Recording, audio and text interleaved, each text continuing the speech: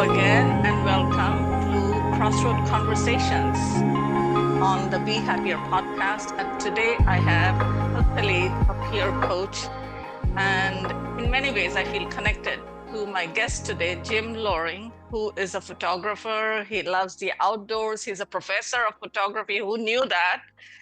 That you could go to school to study to be a photographer. And he has a TEDx talk coming up.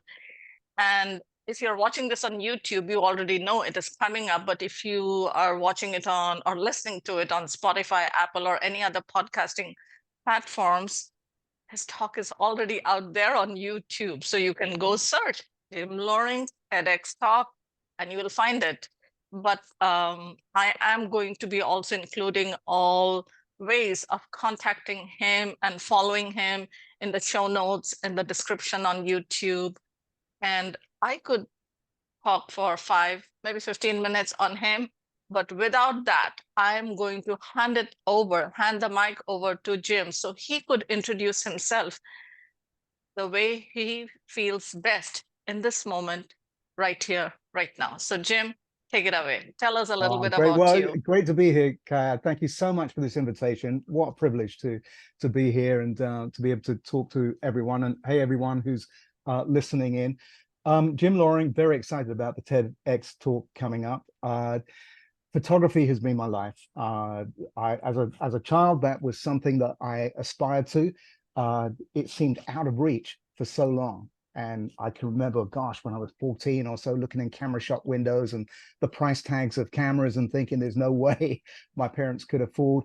I remember reading in the library at school, careers in photography, and then it listed the cost of equipment that you needed. And I just wrote it off as a possibility. It was only later that I went back into photography and have had such a privileged career, traveled all over the world, 70 international assignments throughout Africa, Asia, South America, covering a whole range of humanitarian type issues. I've done a lot of other photography as well, but the humanitarian issues has really grabbed my heart. And anything from food security, where there's not enough food to go around, famines in Africa in particular, but in many other places, there's so much need.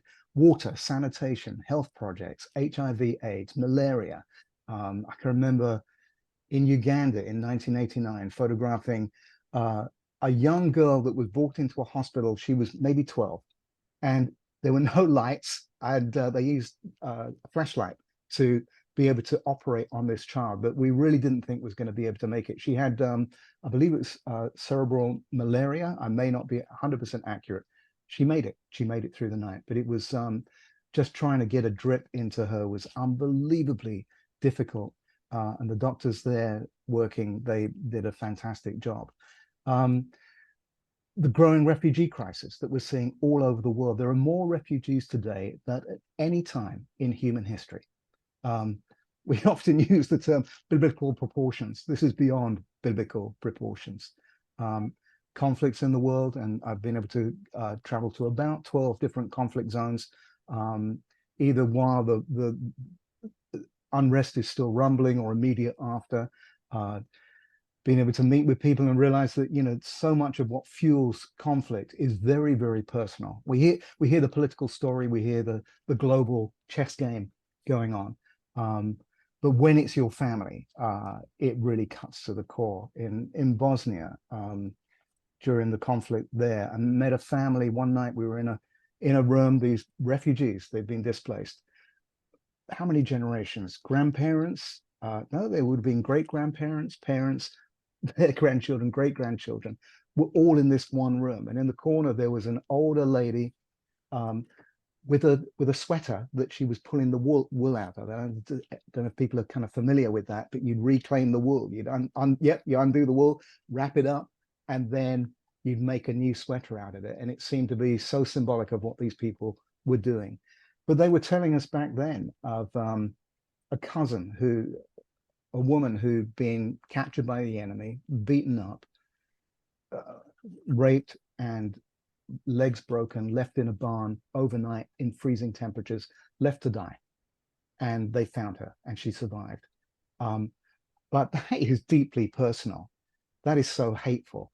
So war is not an abstract thing. It's not, you know, it's not political. It gets unbelievably personal very, very quickly. And so many stories, and I'm already going off on many, many tangents. And for 15 years, I have taught photography. When I started teaching at North Georgia Technical College in the US, I felt like it was too soon, but I really wanted to be out shooting full time still. But looking back, it was perfect timing to start teaching. And that's become another part of my career, if you will, and handing on the baton to the next generation of humanitarian photographers and photographers that want to use this incredible medium to tell stories, to tell human stories that really grip us.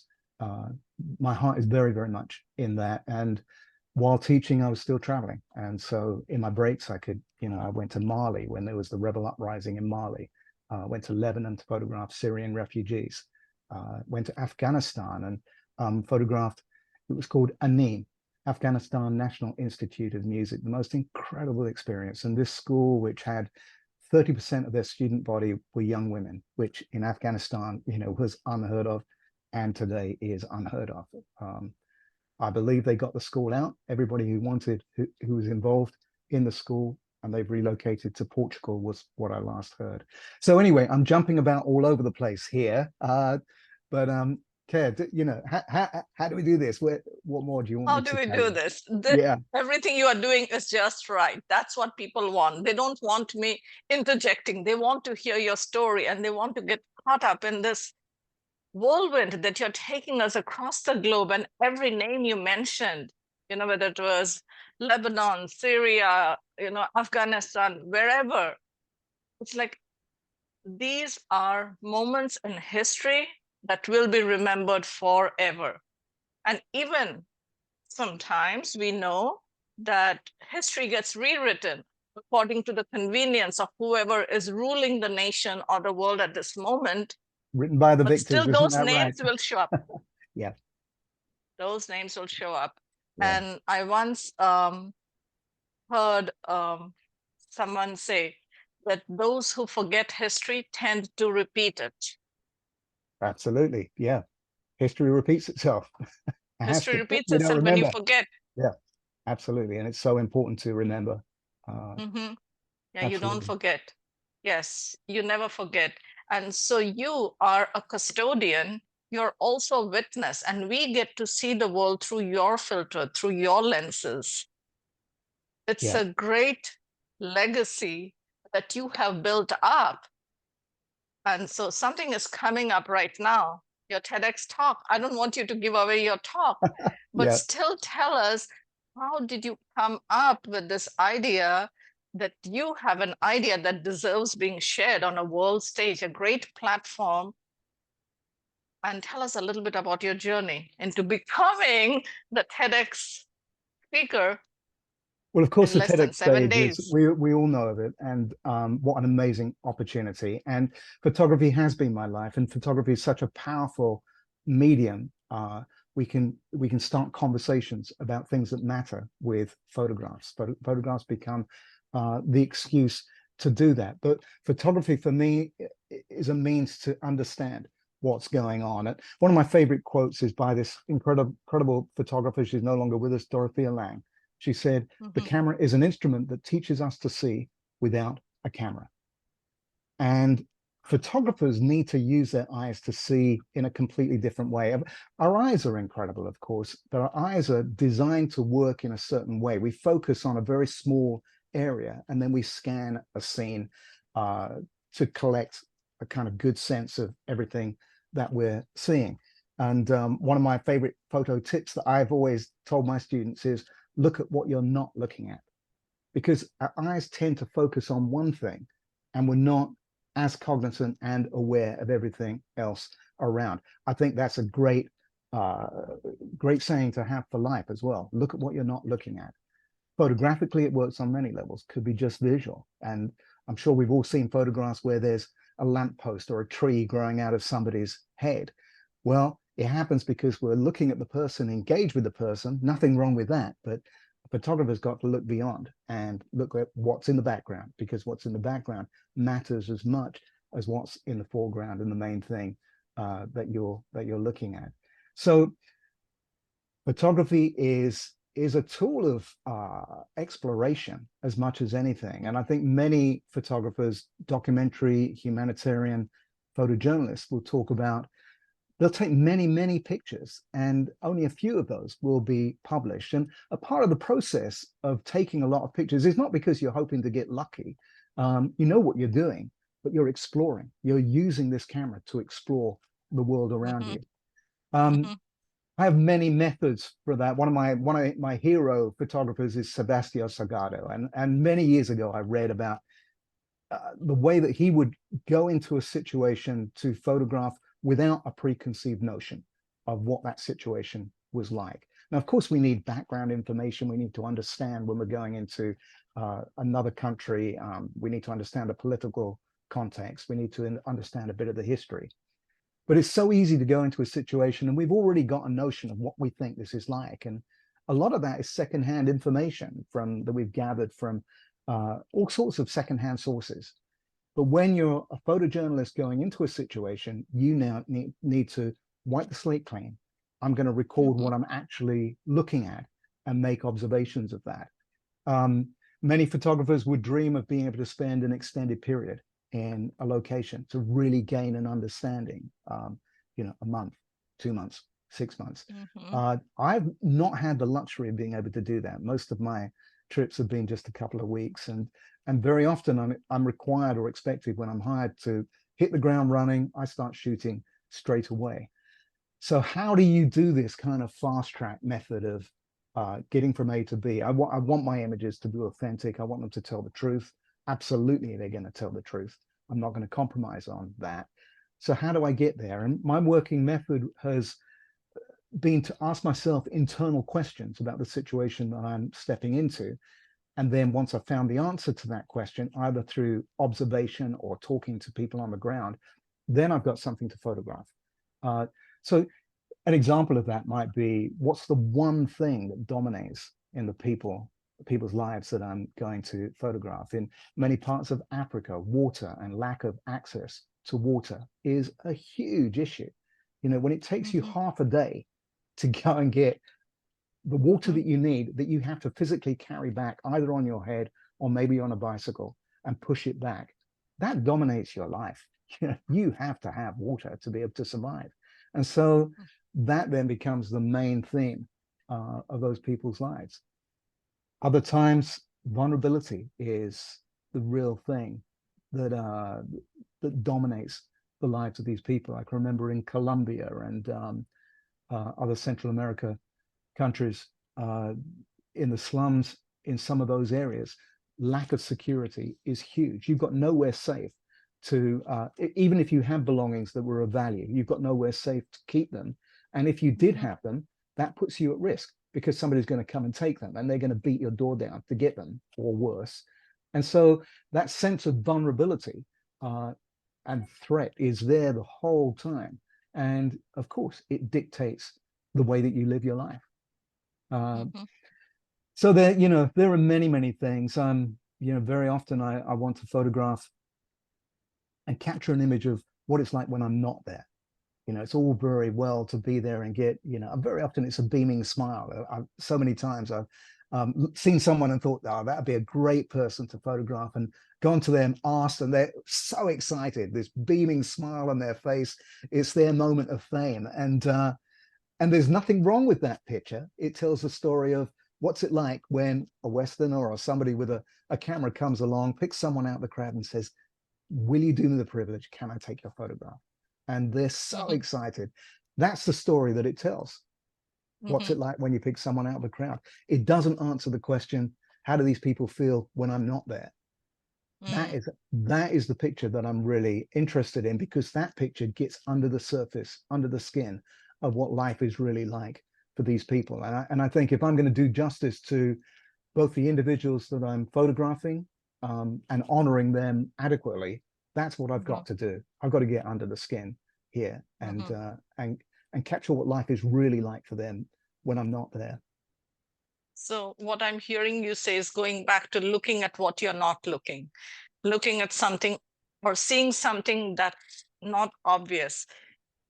And in this metaphysical languages, the new age lingo, it could be being the witness, but being the observer of the witness. So it's like a double dissociation. Yeah, And it's your responsibility to bring that out to the rest of the world so they can hear the story that is not being told. absolutely. Because Yeah. even when this person is looking at you, beaming because there's an international photographer who's going to capture his name, and maybe it'll show up on Times Square or wherever, because I love watching these shows, and I watched this show, like too many shows on photography, and one is Tales by Light Hmm. that came on Netflix. Yeah, and it's wonderful. Yeah. and and you see those photographs, and this person is living in Bangladesh in this slum right by the train tracks. And Orlando Bloom was there. He was a famous face over there. And like, how do you do this? How do you live this? And we see the guy who is shooting Tales by Light taking the photograph of the photographer capturing this girl's image. And she like picks up garbage, then she goes to school, then evening she makes balloons and bangles. She has so much to do. She's an 8-year-old girl. And then you see that photograph on Times Square. I'm like, Yeah. she's an ambassador. And the photographer had the privilege of carrying that story from beside the railroad track in Bangladesh all the way to New York. So when you do that, I mean, talk about legacy. And nobody, like, I don't remember the name of the photographer. If I go back to Tales by Light, I might find his name Well, and then I'm going to forget it. But you know, just but that's bringing that that's the out there. beauty of it. The fame that you get as a photographer is anonymous, so you can walk down the street and nobody knows you. It's great. I love it. But Yeah. because what's important is you're getting the story out, and it's not my story; it's the story of these incredible people that you meet. And time and again, I've met people with just phenomenal stories. We've heard the phrase, everyone gets their 15 minutes of fame. I'm able to give that to some of these people, and I remember in Kenya, for example, in one of the slums there, and I was with a small team. We were walking around the slum at about 6 in the evening, so it was getting later in the day, and there was a grandmother um, with a pot on an open kind of fire, so stones around it, Mm-hmm. was open fire with hot chocolate bubbling away in this, and that was the meal for the day for her and her grandchildren. There were about 4 of us there. She found these mugs. She filled these mugs up for us. I've got a mug here. She filled these mugs up. They were right to the brim and it was pouring over the top. And she handed these mugs to us. And my goodness, this is someone that was her meal for the day. She gave it to us. And not even, it was up to the top, brimming over and tumbling over the edge. Her name was Margaret. I tell that story whenever I can. What a lesson that each and every one of us there is in that. What an incredible gift. And we were able to help her a little bit, but I don't think she had no ulterior motive in doing that. Yeah. It was Yeah. given She was just freely. honoring the guest who was visiting her outdoor Absolutely. home, Absolutely. her And I've seen that kitchen. time and time again as well, that there's so much honor amongst poor people. And we could learn so much from people that we might consider to be really struggling. And man, Mm-hmm. incredible stories over and over. Mm-hmm.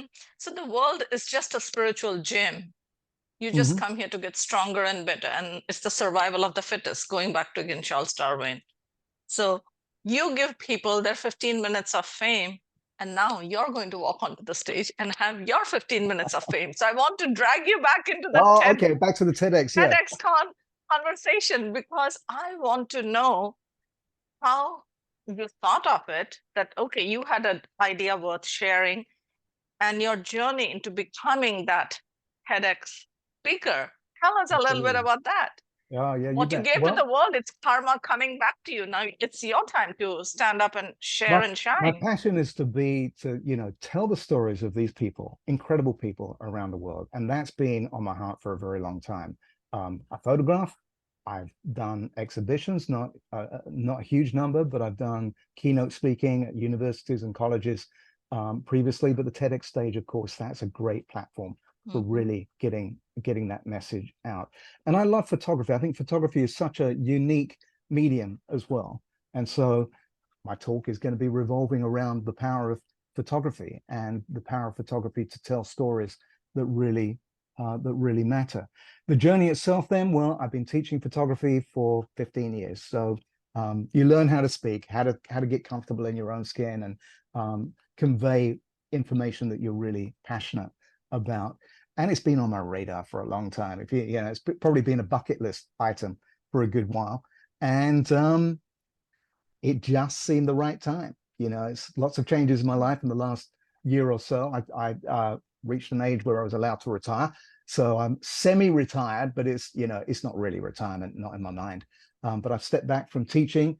I was thinking to go back to the UK. I'm back in the US right now. Lots of things kind of coming together, but this is the right time to do this. And when I was thinking that I needed to find new platforms to speak, I stumbled across Thought Leader and organization that have helped me kind of get to the point where I've been able to apply and really work on a talk to kind of encapsulate. It's more than one idea, but really coming into a really single clear message and getting that really where it needs to be. They've been an unbelievable help with that. And well, now I've got a green light on the script of the talk. I've got to memorize it now. That's going to be the tricky bit, isn't it? But I'm very excited about being able to deliver that talk. And there's only a handful of photographs in the presentation itself. So I will be talking a lot about stories, experiences, other experiences other than what I've been talking about here so far. One of the problems is which stories do you grab and tell, because there are so many, and it's not possible to tell every story, but that's been one of the challenges. Yeah, Yeah. if you have 5 babies, who do you love more? Whoever you are with Oh, in that no, moment. you love all of them, don't you? I'm not sure if I kind of buy into this favoritism. You I can't.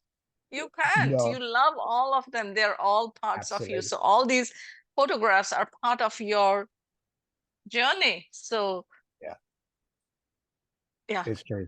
It's it true. leaves one breathless and speechless.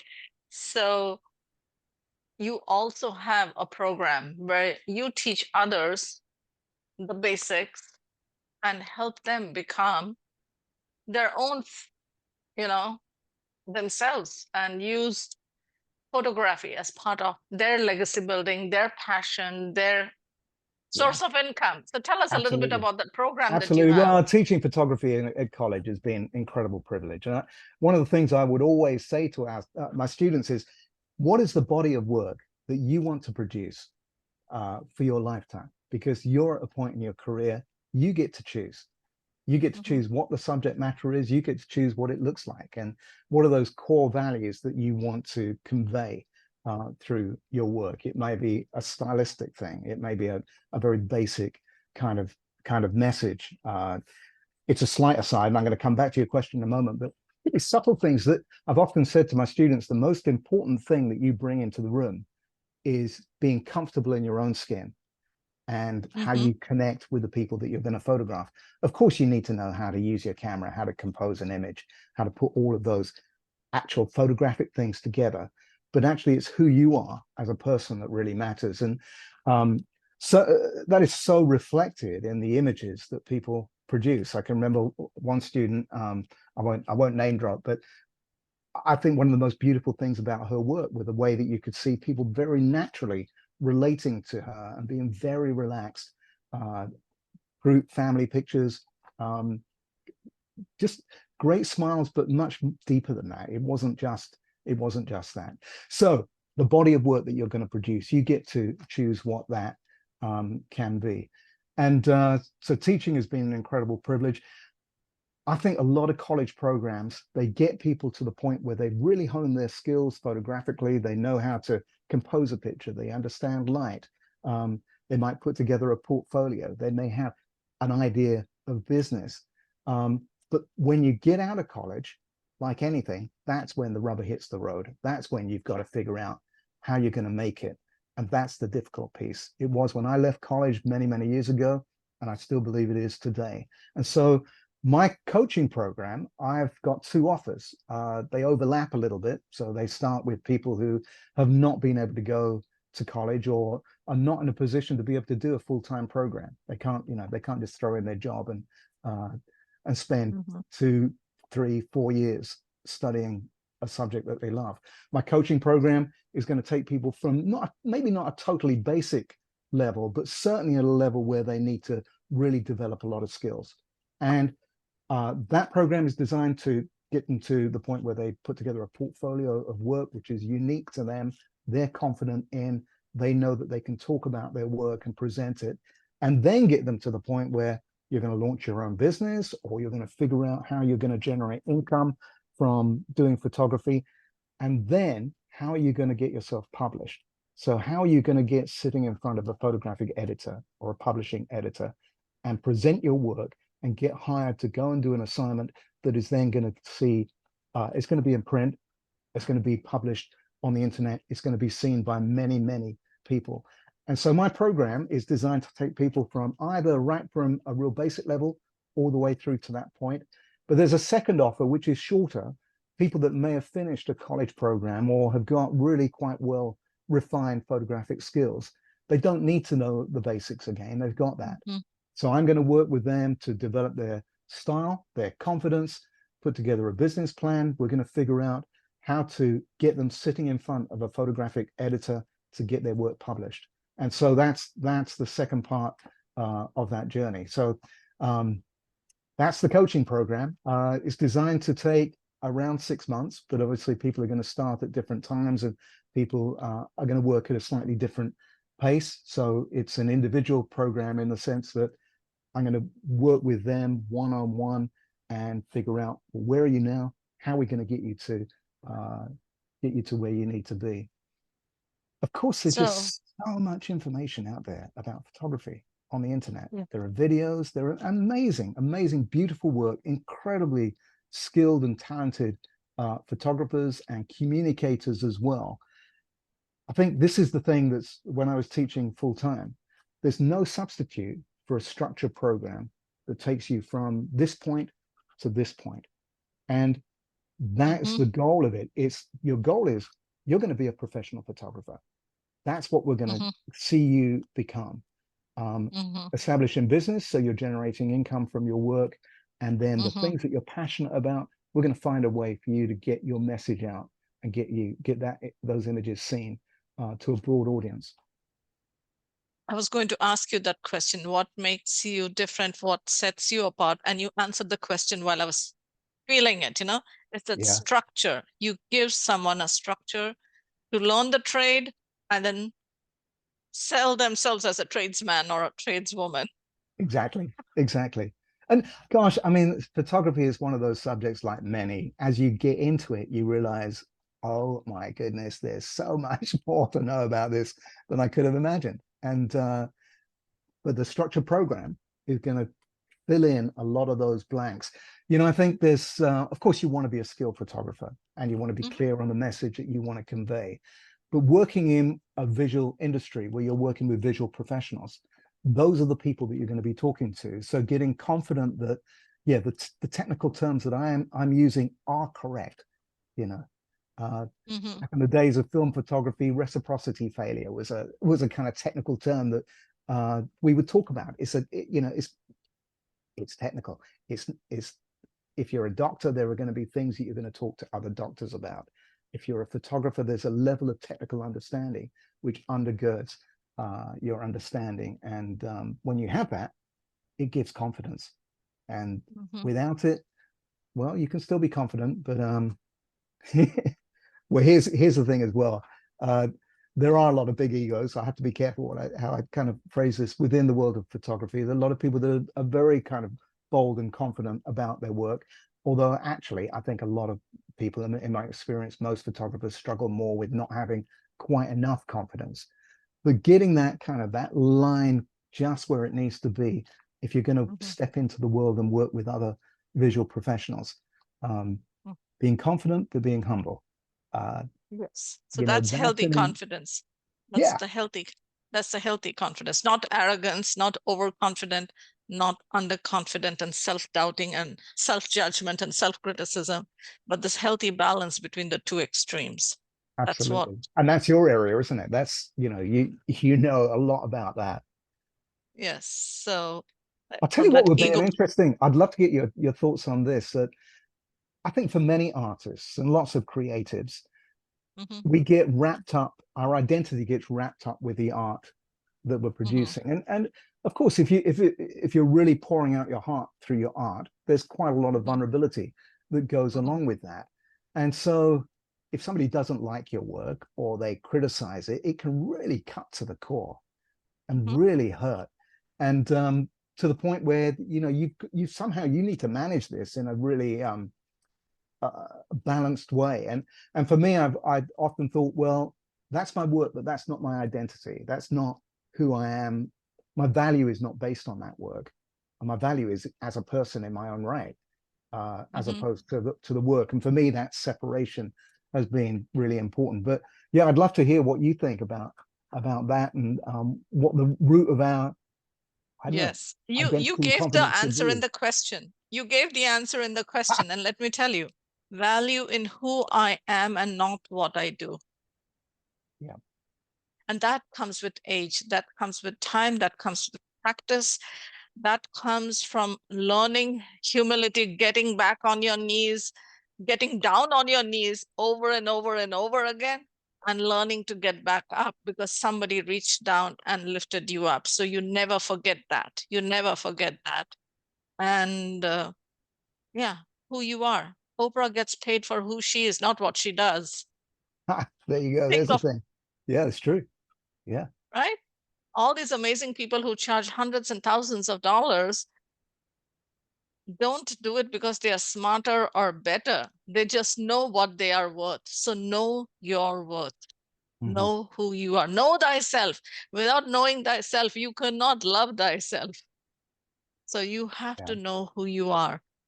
And it's that ultimate question. Who am I? I am who I am. I am that I am. So it comes down to that. And I think, it really worries me that a lot of young people in particular, that there's so much pressure and so much more pressure these days.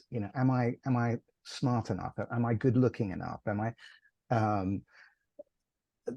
Our value is very much wrapped up in those kinds of things. So getting to the point where we're really grounded and we think, well, actually my value is based somewhere else, is, I think, such an important thing. And for me, it really kind of came into focus in my early 20s. I can remember going out walking and looking at the stars and thinking just the enormity of space.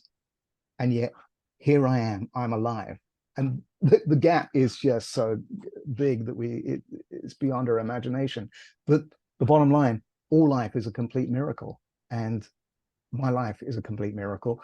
Your life is a complete miracle. Everybody listening, each and every one of us, our lives are utterly incredible. The fact that we're alive, breathing, and yet we don't see that very often in the world around us. The value on each of our lives, the value that we give ourselves, and the value that we give each other. And yes, because there's two ways of approaching anything. One is from this ego perspective, and one is from the flow perspective. This is who I am right here, right now. It's so momentary. Like in your early 20s, you went for a walk, you looked at the stars, and you said, like, oh my God, like, look at the enormity of it. And I am a miracle over here. And if anyone listening in right now, including you, Jim, and me, Kea, we could not have planned this. This is a divine orchestration. This is part of a huge, unfathomable, cosmic drama and illusion, orchestration. Like last year, let's say the 15th of October, 2022. Did we decide on this? No. Very Could we true. have planned this conversation? In Yep. fact, you asked me, do you have any questions? And I'm like, no, I just want to have a conversation with you. If I plan out my conversation, and I don't know what your response is going to come, and I come like, okay, that was your answer. Fine. Here's my next question. Okay, fine. This is my next question. It's Yep. not organic. It's no fun. I don't do that. Yep. I want to bounce off of you and give you space that you can bounce off of me. And that is life. Everyone we meet, whether you go to a grocery store, a bank line, anywhere, it's like you don't know who's going to stand in front of you, who's going to be behind you, what time of the day or night it's going to be. So we have to leave life to curiosity than demand certainty. Yeah, I Like love that. right now, what's happening as you and I are speaking? Gaza is being bombed, and the children have nowhere to run to, nowhere to flee. And even those who are trying to save them and help them have nothing to lean on to. We are all hanging by this thin thread. And isn't that life? We never know which inhalation is going to be the last inhalation. We never know when we go to bed if there's a certainty I'm going to wake up tomorrow. I have heard people die in the shower and die on the toilet seat. They just went to they never came out of that. So there's no certainty anywhere. So Yeah. let's have gratitude, let's have compassion, let's have curiosity.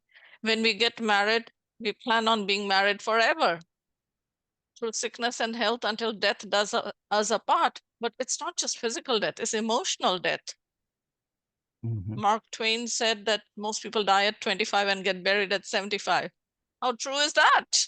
Right. Yeah, Right? that's a sad reality, isn't it? Yeah. Yeah, because we are all living through this life trying to make a living. But what do you do when you're living, and what can you do so you can feel alive? Those conversations juice me up. I want to Yeah. know what makes you wake up every morning, Jim. Tell us that. Wow. Well, I don't know, something deep. I think there's a deep place within me that just is hopeful and continues to believe that life is a complete miracle. Actually, I think that's informed my career and certainly the value of each individual Mhm. and that each person is a miracle. And gosh, we live in a world where there's all these kind of power structures. We've got the presidents, we've got the authority figures, Mhm. and then we've got people that might be considered the lowest of the low. And Mhm. I've photographed some incredible famous people, and but they're Mhm. not necessarily they're not in my mind more valuable than any of the others that I've photographed and the weakest of the weak that I've photographed. They're all stars of the story, and of course their status is different and their wealth is different, but in terms of Mhm. their value and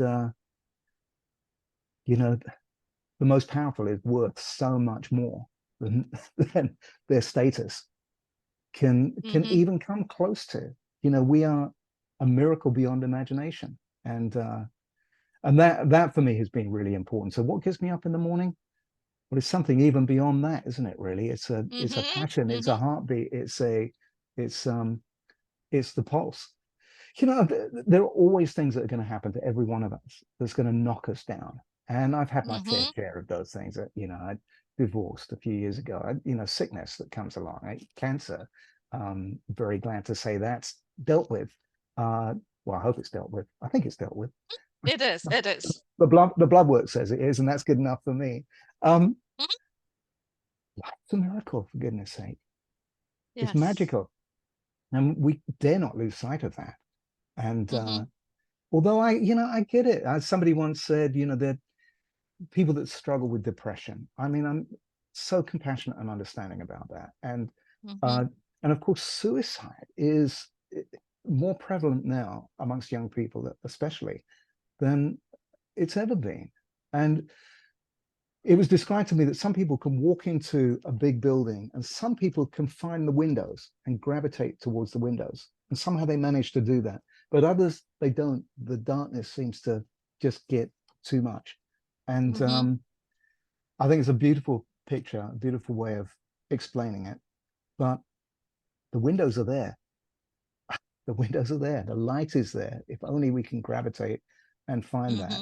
And I think for me, getting out of myself as well, so that again, going back to that sense of value in all of us, really turned me on to valuing other people as well, and valuing what they had to give. And we're all in this together.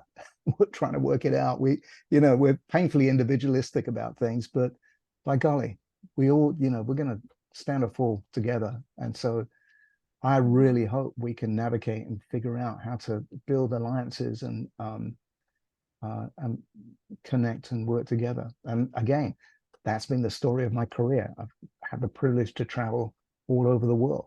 Of course, borders exist and they're necessary, but I live in a world of no boundaries, where I can cross those boundaries. And when it comes to engaging with another individual, each and every one of us, we're children of God. We're miracles, each and every one of us. And so that will be my start point. And yeah, I'm rabbiting on here, Kaya. No, it's Save me from beautiful. It's myself. beautiful. Every word is a golden nugget. Every phrase you're uttering is full of wisdom. So I want people to go back, rewind, and re-listen. So what I heard you say was build alliances. So you're not alone in a desert. We are all interconnected. Yeah. Another thing you mentioned was hope. You always have hope. And that is what I got from reading Viktor Frankl's book years, decades ago, Man's Search for Meaning. That's right. Those I who remember. had Yep. hope of becoming free, of walking out of those concentration camps, did it.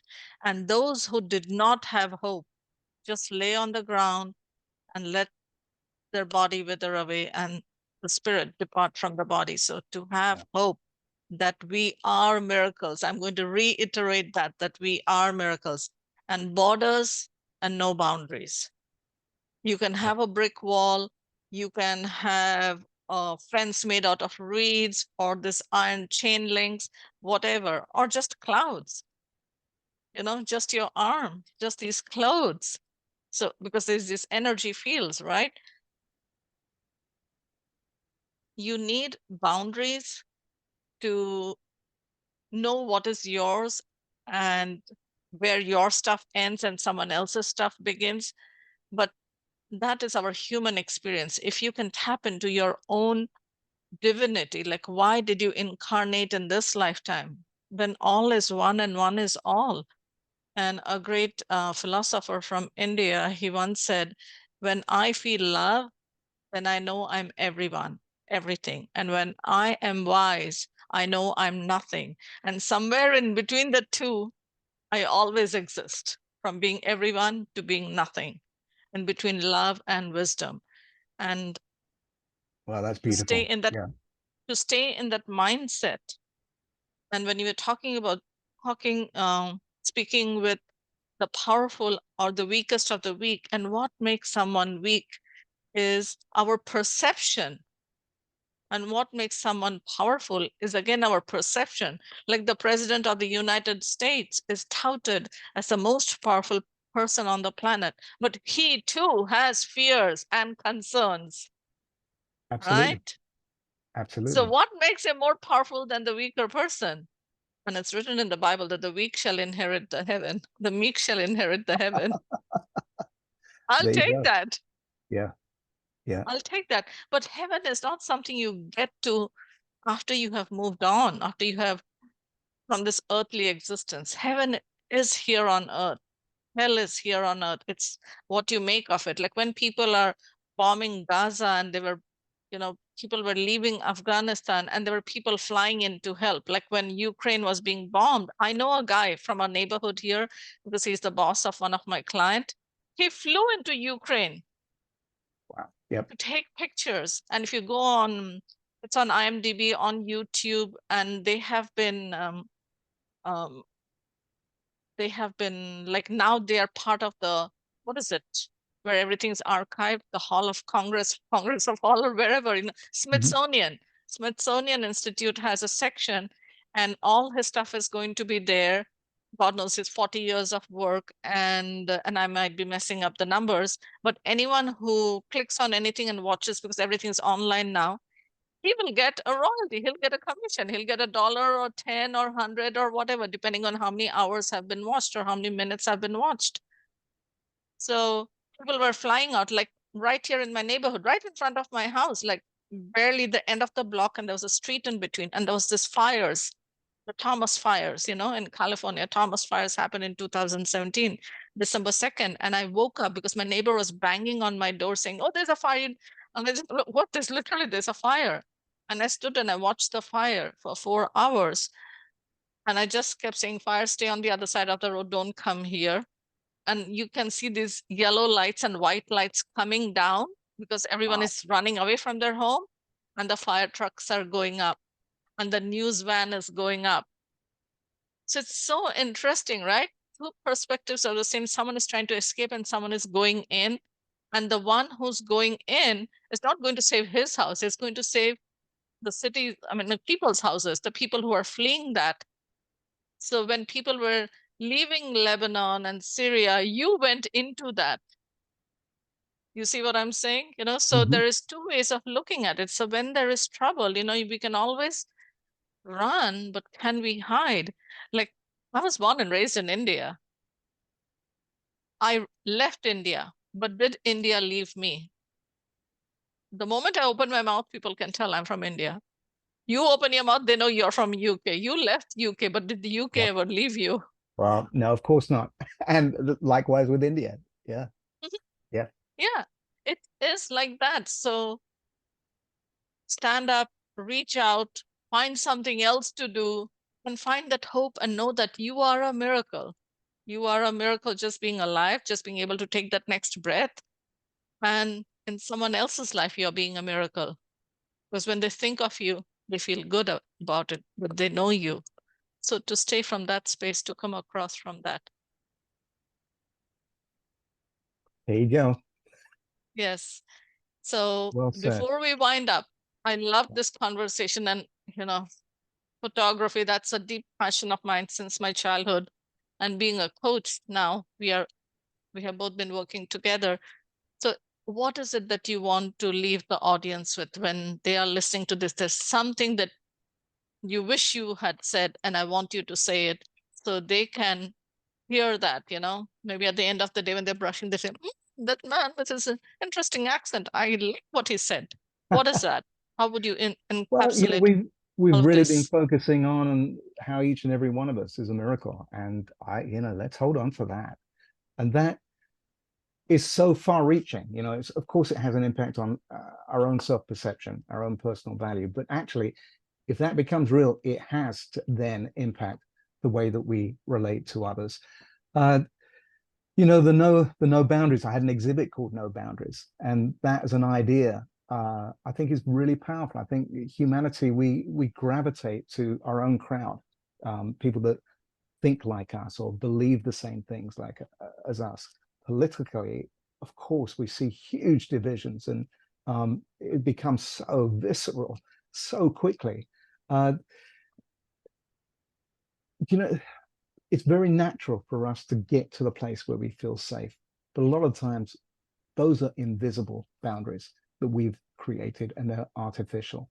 Uh, Respect is a core value for me, respect as opposed to tolerance. And, the definitions of these words, I'm playing with them a little bit because the definition Mm-hmm. of tolerance is wonderful. But so often, I think the idea behind tolerance is I don't agree with you. Actually, I don't really like you. And I'd rather not have anything to do with you, but I'll tolerate you.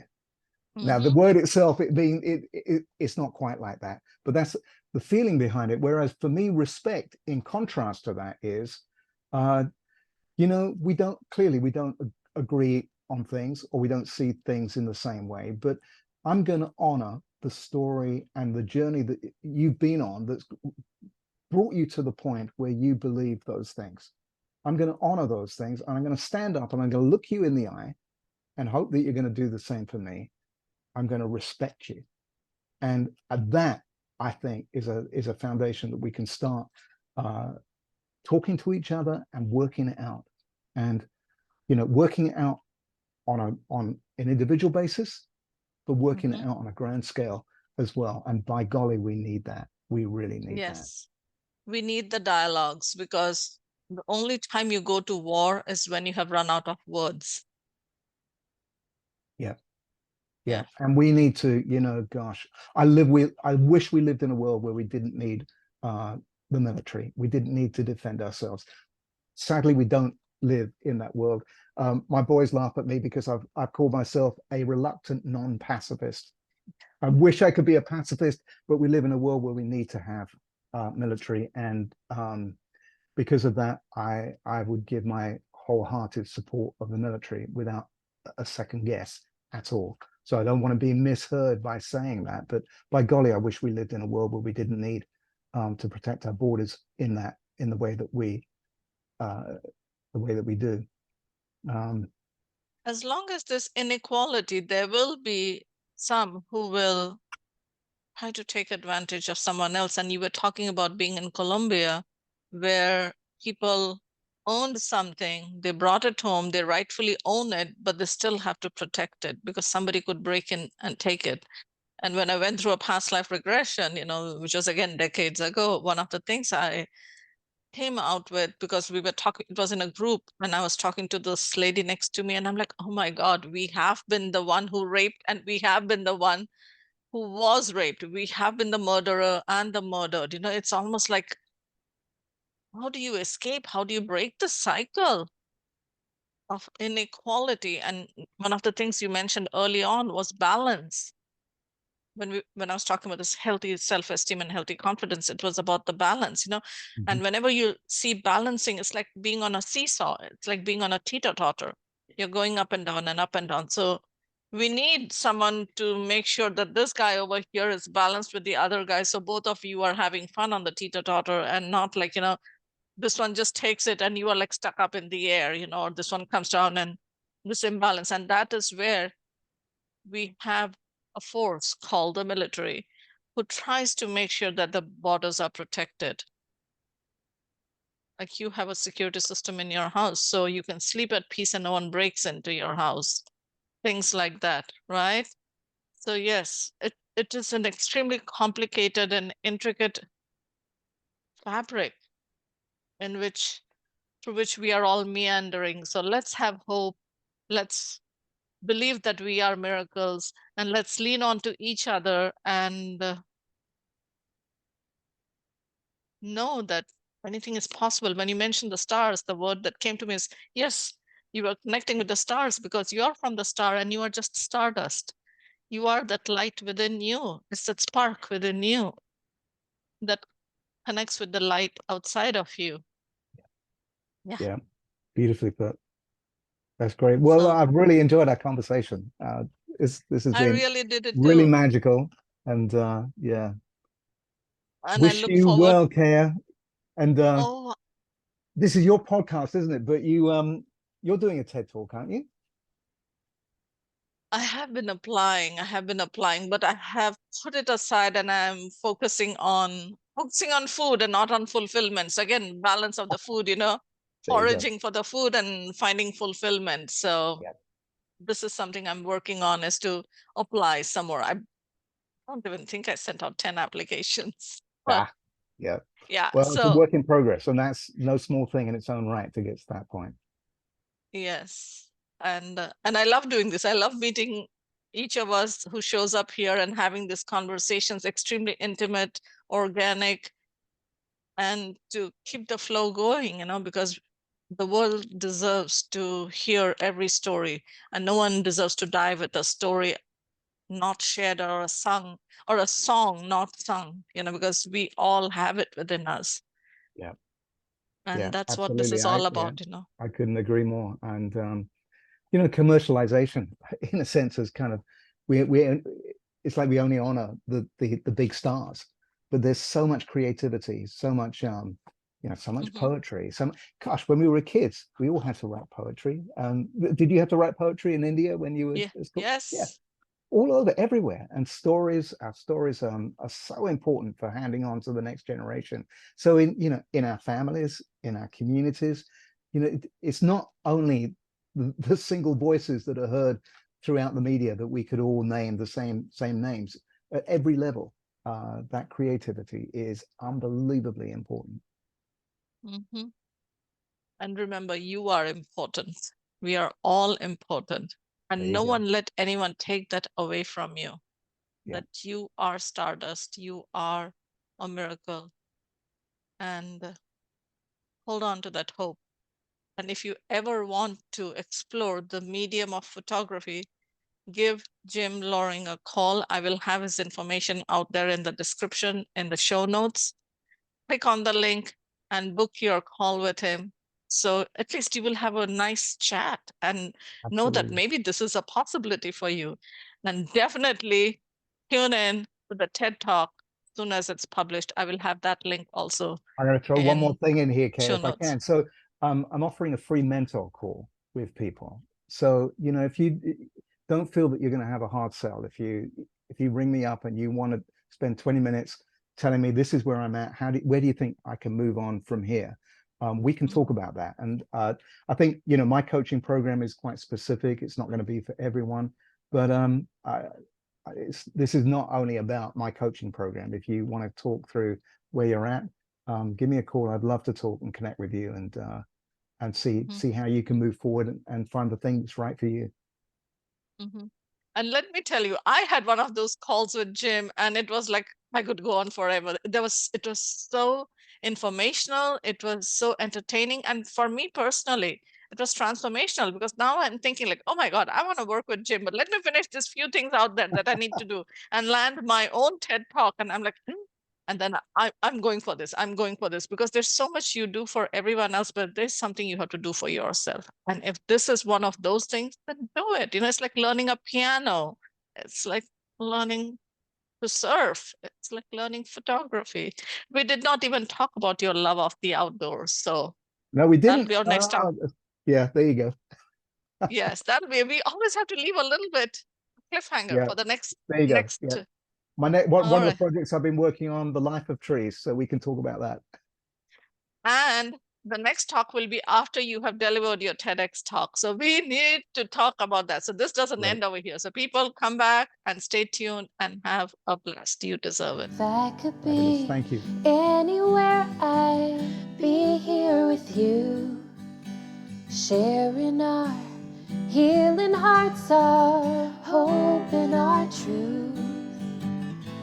Joy overflows here at the crossroads.